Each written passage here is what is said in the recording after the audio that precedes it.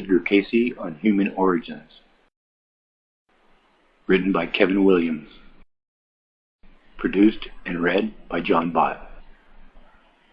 Edgar Cayce revealed volumes of psychic material, much of which was verified to be true to the amazement of doctors and scientists. Cayce discovered at a young age he could go into a self-induced trance and travel to other dimensions, afterlife realms, to obtain psychic information on any subject. Cayce claimed that anyone could do what he did with the proper training and attunement. The hypnotic trance Cayce induced produced an out-of-body experience and spiritual journey indistinguishable from a near-death experience. During these near-death experiences, Cayce was able to tap into a virtually unlimited amount of information, which he referred to as the universal mind. He was able to reveal previously unknown information on a wide range of subjects such as astrology, the afterlife, religion, the future, consciousness, and human origins, just to name a few. The following information on human origins was revealed to Cayce during his excursions while out of the body, and as told in Thomas Sugrew's book, There is a River. Because of the archaic language used in Cayce's description, I have paraphrased it slightly without losing any of the original meaning to make it easier to read. This may be the most important information you will ever hear because it answers the what, where, how, when, and why of human origins. Chapter 1. In the beginning, God. People usually demand a beginning, so in the beginning there was a sea of spirit and it filled all of space. The spirit was static, content, and aware of itself. It was a giant resting on the bosom of its thought and contemplating what it is. Then the spirit moved into action. It withdrew into itself until all of space was empty. In the center, the restless mind of the spirit shone. This was the beginning of the individuality of the spirit. This was what the spirit discovered itself to be when it awakened. This spirit was God. God desired self-expression and companionship. Therefore, God projected the cosmos and souls. The cosmos was built with music, arithmetic, geometry, harmony, system, and balance. The building blocks were all of the same material, the life essence. God simply changed the wavelength and rate of vibration of these building blocks, thereby creating the pattern for multitudes of life forms. This action resulted in the law of diversity, which supplied endless patterns. God played on this law of diversity as a pianist plays on a piano, producing melodies and arranging them in a symphony. Chapter 2. The Evolutionary Plan for Souls. Each design carried within it the plan for its evolution, both physical and spiritual. This plan corresponds to the sound of a note struck on a piano. The sounds of several notes unite to make a chord. Chords in turn become phrases. Phrases become melodies. Melodies intermingle and move back and forth across and between and around each other to make a symphony.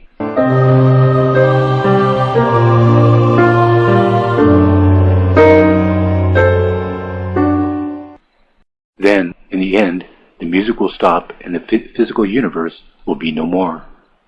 But between the beginning and the finish of the music, there is glorious beauty and a glorious experience. The spiritual universe will continue on. Everything assumed its design in various forms, and their activity resulted in the law of attraction and repulsion. All forms would attract and repel each other in their evolutionary dance. All things are a part of God and an expression of God's thought. The mind of God was the force which propelled and perpetuated these thoughts. All minds, as thoughts of God, do everything God imagined. Everything which came into being is an aspect of this one mind. All things, including the souls of individuals, were created as fractals of God for companionship with God, the whole a fractal.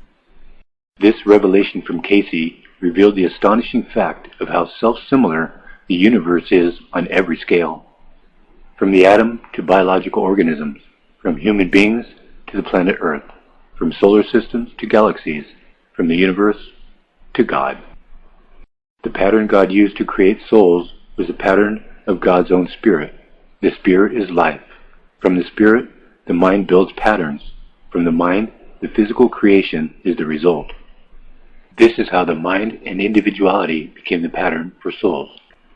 This is how cause, action, and effect became the pattern for everything. First there was the spirit, the first cause.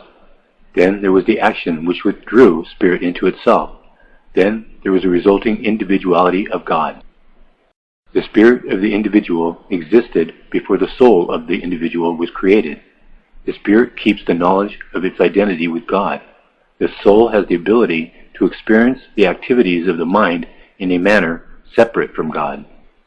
Thus, new individuals issued from God and remained dependent upon God, but individuals were also aware of an existence apart from God. Individuals were given the power to choose, free will, and direct their own activity. Without free will, it would only remain a part of the individuality of God. The mind, issuing as a force from God, would naturally fulfill God's thoughts unless directed otherwise. The power to do this, to direct the force of mind individually from God, is free will. And the record or memory of this freedom is the soul. The soul began with its first expression of free will through the force of mind. The first thought the spirit generated from free will. The first aversion of the force of mind from its normal path of unity with God was the beginning of the soul. The nucleus of the soul was the balance of positive and negative forces equal in power. These forces produce harmonious activities. The positive force initiates, impregnates, and thrusts forward, while its polar negative force receives, nourishes, and ejects. Steps of this evolutionary process are also the stages of the thought process: perception, reflection, and opinion. Chapter 3. The nature of the spirit, soul, and ego. Thus, the soul consists of two states of consciousness. One, the spirit which bears a knowledge of its identity with God, and two, the soul which bears a knowledge of everything it experienced. The plan for the soul is a cycle of experience unlimited in scope and duration.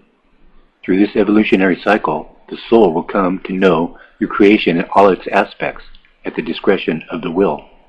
The cycle would be completed when the desire of the will was no longer different from the thought of God. The consciousness of the soul would then merge with its spiritual consciousness of its identity with God. Then the soul returned to its source as the companion it was intended to be. As a companion, the soul would remain conscious of its separate individuality and would be aware of its own free will as it now acted as a part of God, but not diverting its mind because it was in agreement with God's influence on the mind of the soul. Until this state of one-ment was reached, the soul would not be a companion in the true sense of the word. The idea of returning to God means a loss of individuality is paradoxical. Since God is aware of everything happening, and must therefore be aware of the consciousness of each individual. The return of the soul is the return of the image to whom imagined it. The consciousness of the individual, its soul record, could not be destroyed without destroying a part of God. When a soul returns to God, it becomes aware of itself not only as part of God, but as a part of every other soul and everything. What is lost is the ego, the desire to do other than the desire of God. When the soul returns to God, the ego is voluntarily relinquished. This is the symbology behind the crucifixion of Christ. Chapter 4. The divine nature of free will. The plan for the soul included experiencing of all creation, but it did not necessarily mean participating in all forms and substance. Nor did it mean souls can interfere with the creation. Nor did it mean souls are to spin their own little worlds, twisting and bending laws to make images of their dreams. But these things could happen. The soul was the greatest thing God made, because it has free will. Once free will was given, God did nothing to curb it. However it acted, it had to act within God's reality. By whatever route, the soul will return to God. The apparent fact of the human body being a speck of dust on a small planet in a regular galaxy in a universe of galaxies can lead to the illusion of human beings being a small creation. But the soul is the unlimited activity of the mind and the grandeur of imagination. At first, there was little difference between the consciousness of the new individual, i.e. soul, and its consciousness of identity with God, i.e. spirit. Souls merely watched the flow of the mind, somewhat as people daydreaming, marveling at his power and versatility. Then, souls began to act itself, imitating and paralleling what mind was doing. Gradually, souls acquired experience, becoming a complementary rather than an imitative force. It helped to extend, modify, and regulate creation. Chapter 5. The Entanglement of Souls with Flesh. Certain souls became aggressive with their own power and began to experiment with it. They mingled with the dust of the stars and the winds of the spheres, feeling them and becoming part of them. One result of this was an unbalance between the positive and negative forces. To feel things demanded the negative force. To express through things and directing and managing them required the positive force. Another result of souls becoming aggressive with their own power was the gradual weakening of the link between the two states of consciousness, i.e. spirit and the soul. Some souls became more concerned with and aware of their own creations rather than God's. This resulted in the fall of certain souls to an even lower consciousness. The Bible allegorically refers to this event as the fall in the Garden of Eden and the revolt of the angels in the book of Revelations. This event is also the basis for the cosmology of Christian Gnosticism and Jewish mysticism. To enter into another level of creation and become part of it, the soul had to assume a new or third consciousness, a physical form. Assuming a physical form is a way of experiencing that particular level of creation by means of a conscious mind, i.e. the third consciousness. Through the conscious mind, an individual can experience physical consciousness, the physical body, the five senses, the glandular and nervous systems. This transformation of consciousness does not apply everywhere at this level of creation. In other worlds and solar systems, the transformation may differ. One can only imagine the number of these other worlds and the aspects of divine mind which they represent. When a soul enters into another level of creation and its consciousness, it separated itself temporarily from the consciousness of its own soul and became even further removed from the consciousness of its spirit. Thus, instead of helping to direct the flow of creation and contributing to it, the soul found itself in the stream and drifting along with it. The farther the soul traveled from the shore, the more it succumbed to the pull of the current, and the more difficult was the task of getting back to land. Chapter 6. The invisible planetary afterlife dimensions of our solar system. Planets and solar systems became a temptation to souls. Each solar system had its own course and its own plan. Souls moved towards them through the activity of a constant stream of mind.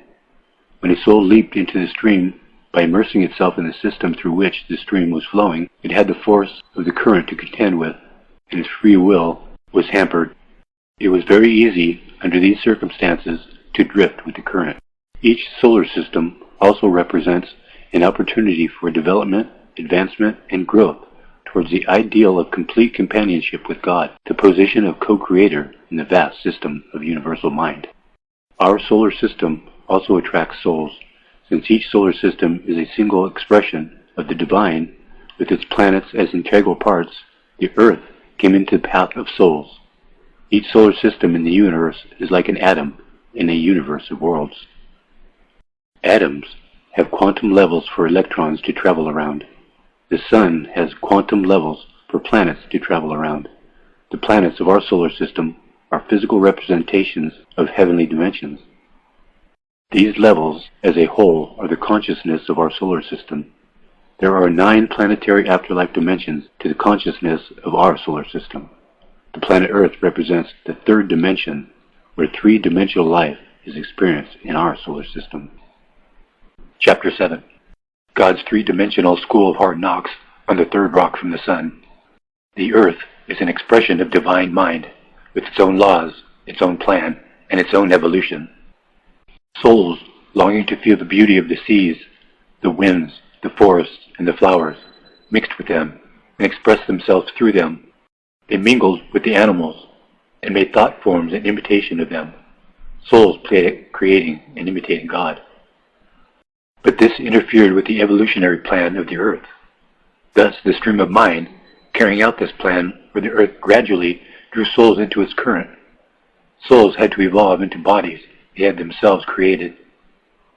This entanglement of souls into physical form was a probability from the beginning, but God did not know when it would happen until the souls, of their own free will, had caused it to happen. All souls were created by God in the very beginning, before the universe was created. No other souls have been created since then. This means all souls on this planet pre-existed before birth. Of the souls which God created, only a comparative few have entered into the experience of our solar system. Many other souls have gone through or are going through a similar entanglement in other solar systems in the universe. Chapter 8. The sons of God unite with the daughters of men. A way to liberate the souls entangled in matter was created. A physical form became available as a vehicle for the soul on earth.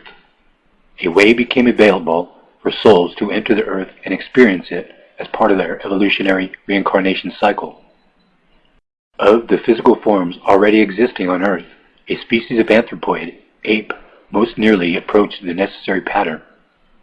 Souls descended on these apes, hovering above and about them, rather than inhabiting them, and influenced them to move towards a different goal from the simple one they had been pursuing. They came down out of the trees, built fires, made tools, lived in communities, and began to communicate with each other. Eventually, they lost their animal look, shed bodily hair, and took on refinements of manner and habit.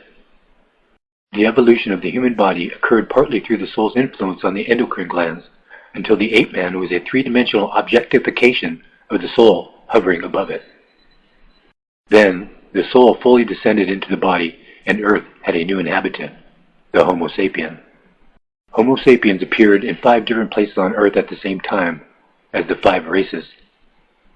When souls incarnated into physical form, it would bring the divine consciousness, i.e. the spirit, in with it. Cayce referred to this divine consciousness as the Christ consciousness, or Buddhahood, or the superconsciousness. Christ consciousness has little to do with the personality known as Jesus. It means a person has attained a complete human-divine unity. This human-divine unity has been attained by many people thus far. One such person was Jesus. The problem for the soul entangled in flesh was to overcome the attractions of the earth, to the extent the soul would be as free in the body as out of it. Only when the body was no longer a hindrance to the free expression of the soul would the cycle of earth be finished. This is the condition of having a perfect unity of the human with the divine. In a smaller field, this was the evolutionary drama of free will and creation. In a still smaller field, each atom of the physical body is a world in itself, where a drama of free will and creation is occurring. The soul brings life into each atom, and each atom is a physical reflection of the soul's pattern.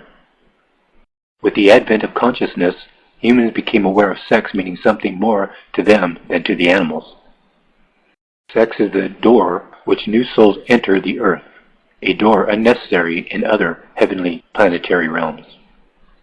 Sex is the only means which trapped souls have of being liberated from their predicament through the cycle of birth, death, and rebirth. Chapter 9. The Evolution of the Soul through Reincarnation. The plan for the earth cycle of souls was a limited series of incarnations with periods in between of dwelling in other heavenly dimensions of consciousness. Reincarnation would continue until a soul's every thought and action of the physical body was in accord with the plan originally laid out for the soul, i.e. a human divine unity, Christ consciousness. When the body was no longer a hindrance to the free expression of the soul, when the conscious mind had merged with the subconscious, the earth cycle was finished and the soul liberated to move on to new adventures. This conquest of the physical body could not be attained until there was perfection in the other dimensions of consciousness, which are physically represented by our solar system. Astrologically, the goal for the soul is to attain a level of consciousness representing the total divine expression of the sun and its planets. Whichever level of consciousness the soul assumes, it becomes a focal point of activity. The other states of consciousness receded to the position of urges and influences. Chapter 10. The evolution of the Christ soul from Adam to Jesus to Christhood. The human race was fostered by a soul who had completed his experience of creation, attained Christhood, returned to God, and became a companion to God and a co-creator. This is the soul known as Jesus, the first evolutionary transformation of ape man to Homo sapiens is who the Bible refers to as Adam. This was the beginning of divine consciousness into flesh on the earth. The soul known as Jesus was one of the first souls to enter into one of the Adamic races. The soul of Jesus was interested in the plight of its fellow souls trapped in earth. After supervising the influx of souls into flesh, the Christ soul took form itself from time to time to act as a leader for the people. At first, souls just slightly inhabited the bodies of ape men, while remembering their true identities as spirit beings. But gradually, after many incarnations, these souls descended even further into physical consciousness, and the result was a decrease in their spiritual mentality. They remembered their true selves only in dreams and in fables, which were handed down from one generation to another. Religion came into being as a ritual of longing for lost spirit memories. The arts were born, which included music and geometry. This knowledge was brought into the world from incoming souls who gradually forgot their heavenly source. This knowledge had to be written down, learned, and taught to each new generation. Finally, humans were left with a conscious mind separated from their own individuality as souls. The individual identity or awareness of the physical world became the conscious mind. The subconscious mind, i.e. the soul, influenced the conscious mind and gave it its stature and quality. The subconscious mind dwelt in the suit of clothes, which is the physical body, and only in sleep is it disrobed. Conscious minds, left to its own influence, will work out the plans and desires of God. Humans eventually developed theories for what they felt was true, but no longer knew to be true. The result was the creation of philosophy and theology. Humans searched and discovered higher knowledge, which they carried within themselves, but could no longer reach with the conscious mind. This resulted in the creation of science. Humans evolved from having an awareness of higher spirit knowledge to having only mystical dreams, revealed religions, philosophy, and theology. This evolution of consciousness ultimately reached a plateau, and humans generally only believed what they could see and feel and prove in terms of their conscious minds. Then humanity began the struggle of regaining this higher knowledge. Meanwhile, the Christ soul continued to teach and lead humanity by incarnating as the biblical characters named Adam, Enoch, and Melchizedek. Enoch and Melchizedek experienced neither birth nor death. Then Christ's soul realized after these incarnations it was necessary to give humanity a pattern by which they could follow in order to return to God.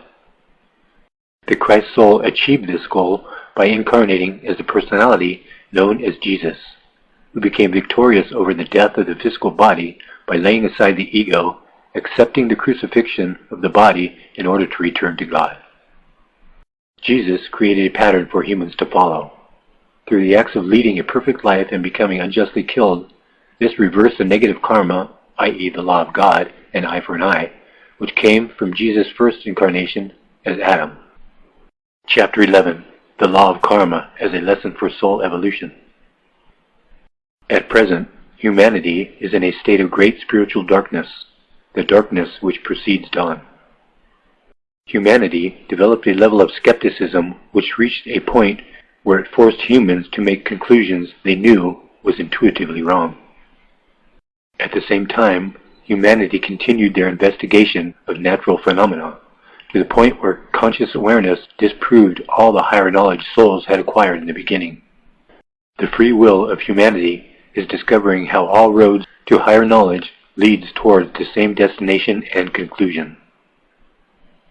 Scientific, theological, and philosophical knowledge, which has no desire to join forces, are approaching a point of merger. Skepticism faces destruction by its own hand. Humanity is at all times the total of what they have been and done, what they have fought and defended, and what they have hated and loved. In the three-dimensional consciousness of every human, in every atom of the human body is a reflection of the soul and a crystallization of their individuality. Their emotional and nervous structures, their mental abilities, aptitudes, aversions, preferences, fears, follies, ambitions, and character are the sum of what humans have done with their free will. This makes every personality as the earthly cloak of an individuality different from every other personality.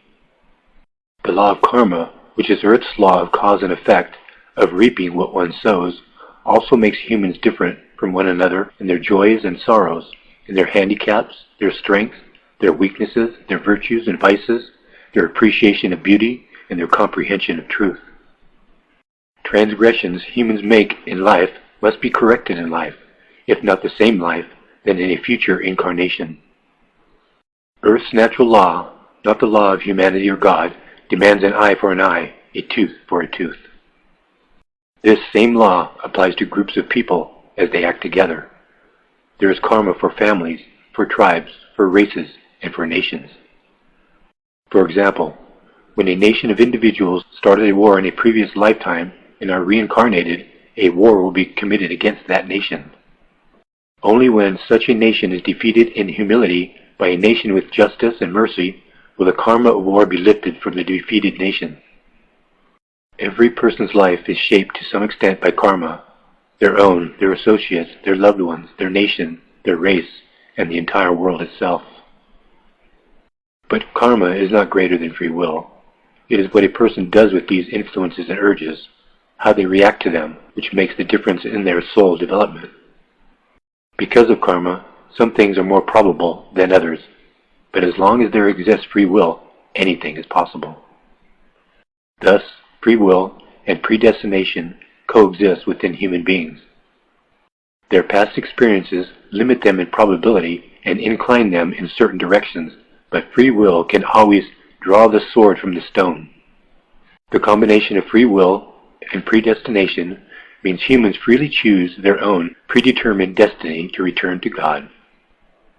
No soul incarnates without having a general plan for the life to be experienced. The personality a person expresses in life is only one of many personalities, i.e., facets of the soul a person can express. The mission of every soul is to work on one or several facets of the soul's karma, which can be thought of as the soul's memory of its prior actions. A soul does not choose a mission which is more than a soul can handle, or which is too much for the personality assigned to or chosen by the soul.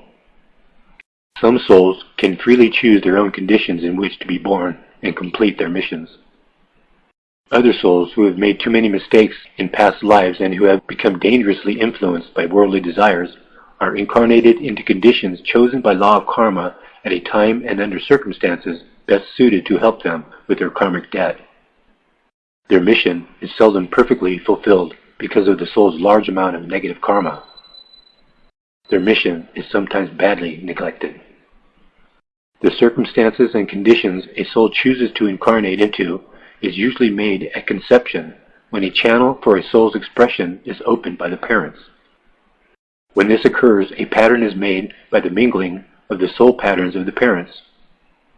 This sets up certain karmic conditions. A soul whose own karma approximates these karmic conditions will be attracted to the opportunity presented. Since the karmic pattern created by the parents will not be exactly the same as the incarnating soul's own karma, the soul must take on some of the karma of the parents. Conditions other than the created patterns are conditions the soul must consider when choosing a body to be born with. Such conditions include the future of the incarnated person's life, former associations with the parents, the incarnation of souls it wishes to incarnate with, live with, and with whom the soul will have problems to work out with. In some cases, the parents are the only reason for some souls to incarnate. Such a child would be devoted to them and remain close to them. The child then completes his mission by dying, so the child's death can teach the parents very valuable lessons in life and of spirit. In other cases, the parents are only used as a means for which the child can leave home and go about its business in completing its mission. Chapter 12. The personality as a facet of the soul's individuality. The soul may actually occupy a fetus as early as 3 months after conception, or even as late as a month after birth. In the latter case, the soul hovers over the infant's body since birth to decide whether or not to occupy it. Once the decision is made and the occupation is completed, the separation between the conscious mind, i.e. personality, and subconscious mind, i.e. the soul, takes place and the soul record, i.e. memory, of the child begins. The fact that some babies are miscarried does not mean it was refused as a vehicle for a soul. Just the opposite is true. The opportunity to incarnate was taken away from the soul due to natural forces, and this made the occupation of that particular body impossible. Personality is a facet of the soul's individuality, experienced in three-dimensional consciousness, i.e. body, soul, spirit. The other facets of the soul remains in shadow, in the background. It gives tone to the personality through its urges, appreciations, tastes, avocations, and intuitions. A particular personality of an individual is shaped by 3 or 4 incarnations. The emotions and talents of a person reflects these past incarnations. A person's dreams, visions, and meditations are reflections of the soul's experience in other dimensions, i.e. heavenly realms of consciousness associated physically by our solar system. The human intellect was created from the stars and planets. The intellect is the mind force of the soul, which is conditioned by its previous incarnations on Earth and its experiences in other dimensions and even in other solar systems. The intellect becomes dimmed or brightened by its recent experiences within the 3-dimensional consciousness of the solar system and the experiences within other dimensional realms of consciousness. Thus, the personality is only one facet of the soul. The soul may incarnate as any facet to express that particular portion of itself. As a soul approaches its completion of the solar cycle of consciousness, the personality becomes more multi-sided and expresses greater facets of the soul. This is because each incarnation burns off negative karma, which requires less and less attention. Finally, the personality will become a complete expression of the soul, and the cycle of reincarnation is finished for the soul. As the soul succumbs to worldly desires by abandoning its intellect for sensuality, it becomes more and more one-sided. Chapter 13. The soul's liberation from reincarnation through human divine unity. When the individual has attained complete human divine unity, its cycle of reincarnation is finished. The soul is liberated, and the soul then merges with the spirit and, therefore, with God. The soul record, memory, is forever retained. This record is, at all times, the sum total of what the soul personality has been, all it has thought, all it has experienced, all it has eaten, drunk, and felt through the ages. Thus, as the soul is subjected to reincarnation, both the atheist and the religionist are correct. The atheist believes the personality does not survive after death. The religionist believes the soul is judged after death by its creator. Substituting personality for soul, both are expressing the truth. The personality is evaluated after death and then returns to the soul, which created it, thereby giving up its own independent existence and becoming once again a facet of the soul. This process is different from the process where the soul merges with the spirit after it completes its cycle of reincarnation.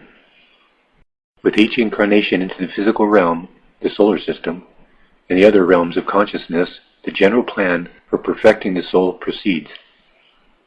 Another facet of the soul is assumed and incarnated to experience tribulation in order to reinforce the character of the soul's entire personality.